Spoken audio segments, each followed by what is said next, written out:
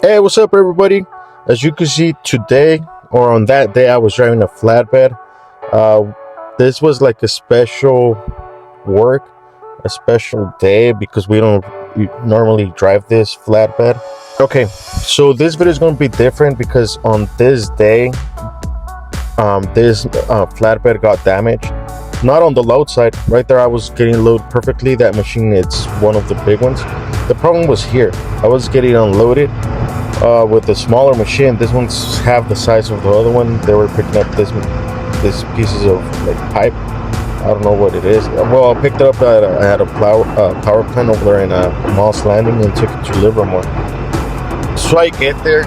I was supposed to go to a different place, but they didn't have no excavator or this type of machine. They only had forklifts.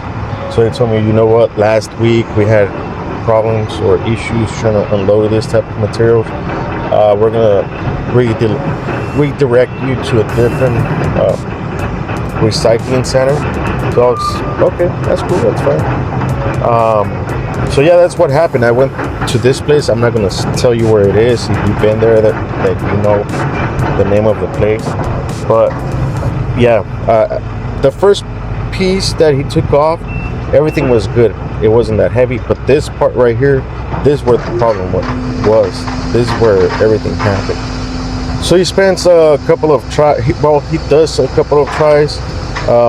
Moves the piece up, down, tries to figure out the best way to unload it. But in the process, you're going to be able to see that he drops it. It makes the truck move side to side, very bad. So he ended up touring a hole on the floor of the flatbed. So I go back to the scale house. I tell the lady there, you know what? Are you going to give me like an incident report, or are you going to do a note? Have pictures that your guy damaged my flatbed. She calls the supervisor. The supervisor comes out and he tells me, well, he starts talking in his language to the operator, and then he turns around and tells me, you know what, my guy is saying that damage was already there, that it was like that when you got here, so we're not going to be able to do anything about it.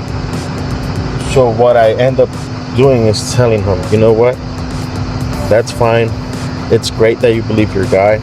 If I was in your position, I'd absolutely do the same thing. But I have video. And he goes like, really? You have a video? I'm like, yo, you want to see it? Yeah, let me see it. So I show the video to him.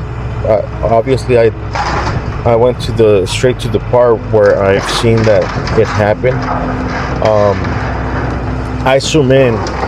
I would love to zoom in on this video, but it's not that easy. I already tried more than 3 times, and I wasn't able to. But yeah, they ended up checking the video, and he tells me, you know what? Let me call my boss. I'm guessing that it was the owner or one of the owners of the facility. And he tells me he's gonna let me know if we have a shop available to fix this. I'm like, okay, that's fine. And he's like, hey, where do you get this camera? I'm like, I got it on Amazon. What's the brand? And yeah, for this I was using the Insta360, the Go 3, the small one, the magnetic one. So I put it in one of their containers. So he comes back and tells me, you know what, we do have a shop. It's less than a half a mile from here. You could go there and we could deal with it from there. And he told me, hey, next time you come, you're not allowed to record.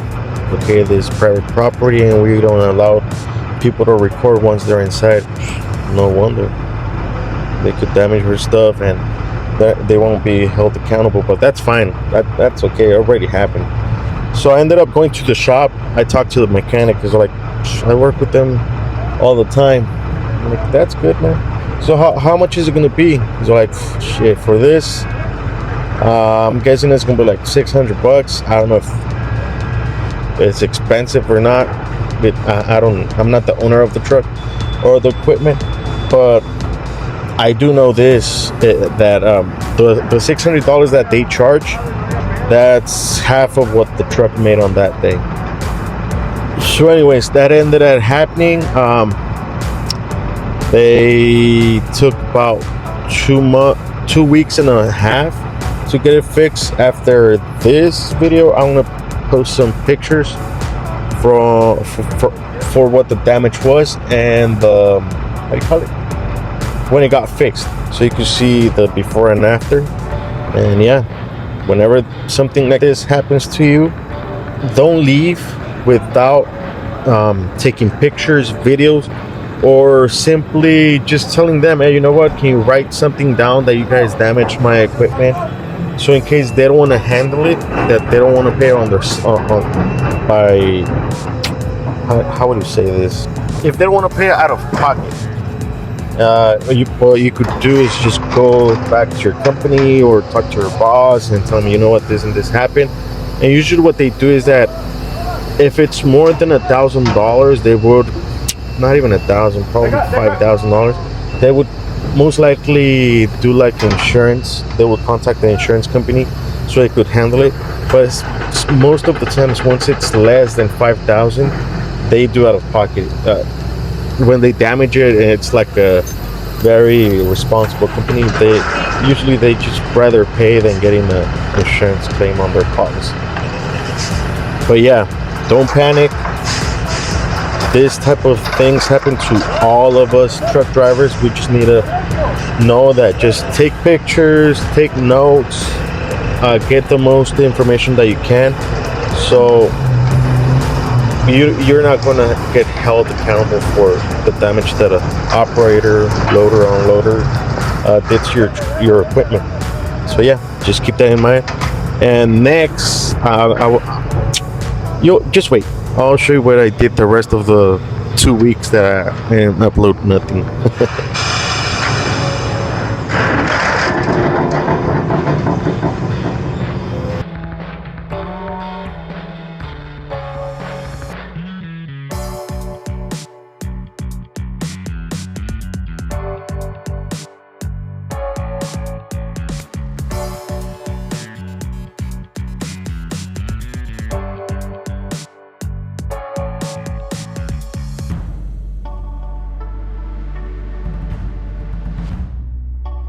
Man, I love that shot.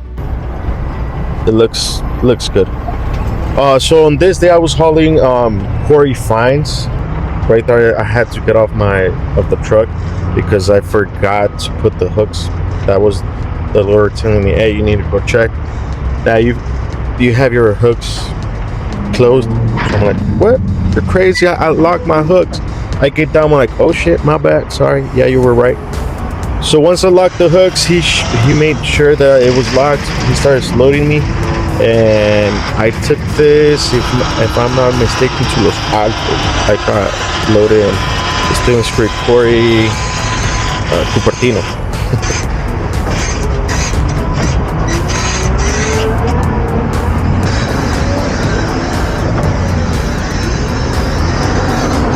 So right here I was recording with the Insta360 X3 camera. That's the 360 camera. So the loader that's loading me tells the other guy, hey, this guy has a camera. And then the other loader stops next to me, and he tells me to stop. Well, not stop, but hey, to get off my truck. So I get down, I show him the videos, like, hey, that's cool, I want to get one for my motorcycle. I'm like, yeah, you should. So they ended up loading me. I left. I'm on my way to get my scale ticket saying that I'm fully loaded. And yeah, on my way to the dump site.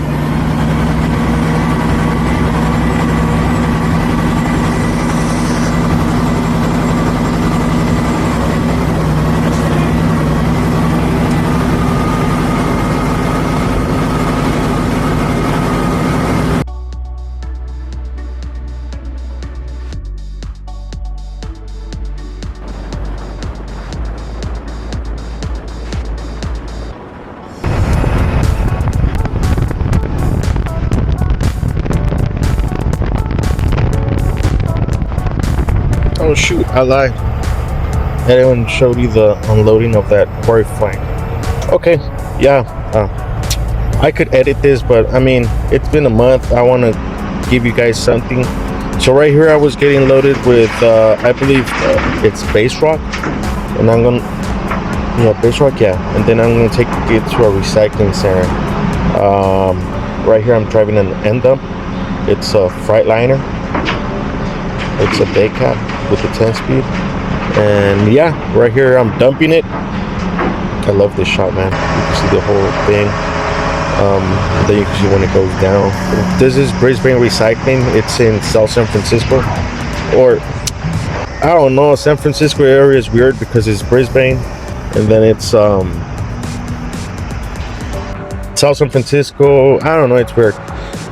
So on this day, same job, different dump site. I got loaded with like used base rock, and I took it to Tracy. This is the Peterbilt. I love this truck. This one has the 18 speed. Man, it's a wonderful ride. Right here, I love those shots that you can see the height of the trailers. I love it. I don't know about you guys, but I love it.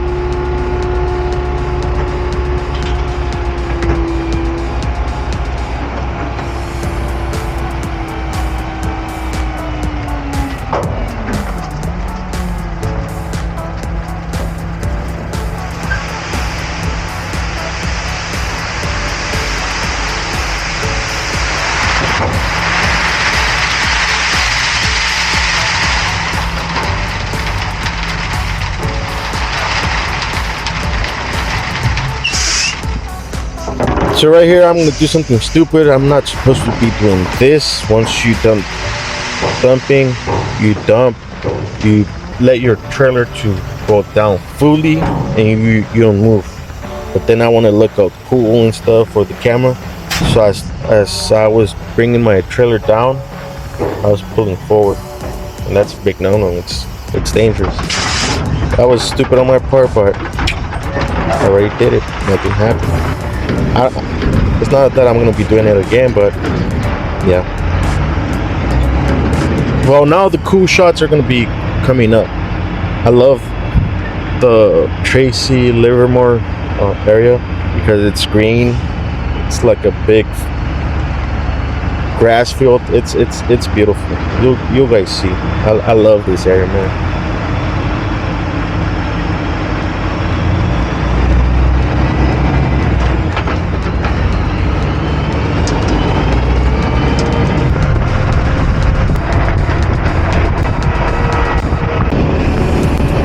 So I went back to San Francisco. I was working in that University of San Francisco or something like that. We pull in on the side. This is base rock. That whole pile, that's all base rock. I don't know what they use it for, but they had us taking it out.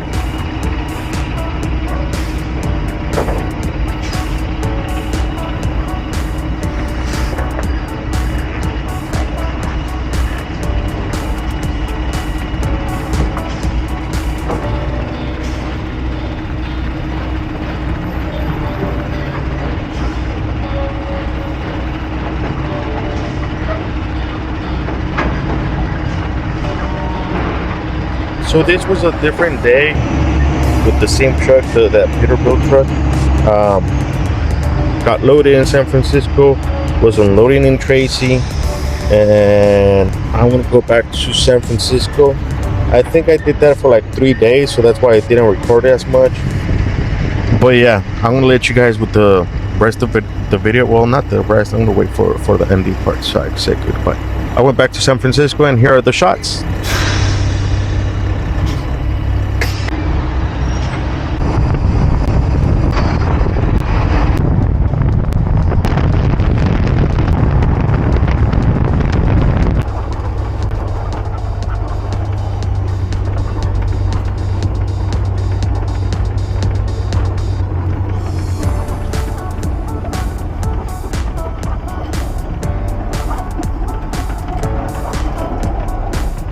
So this was my last load on that San Francisco to Tracy job. This next video was my last day working on that quarry fine job, but I was driving a different truck. This is the Canworth. I believe it's the W800. This truck's great. I don't know what is it with the long hood trucks, but they have a good ride. So yeah, right here I was backing up. Usually those guys, they spot you, they don't spot you that good, so you have to keep that in mind. But yeah, I'm gonna leave you guys. This is one of the longest videos I've done, and I'm running out of things to say. So till next time I see you, take care and be safe.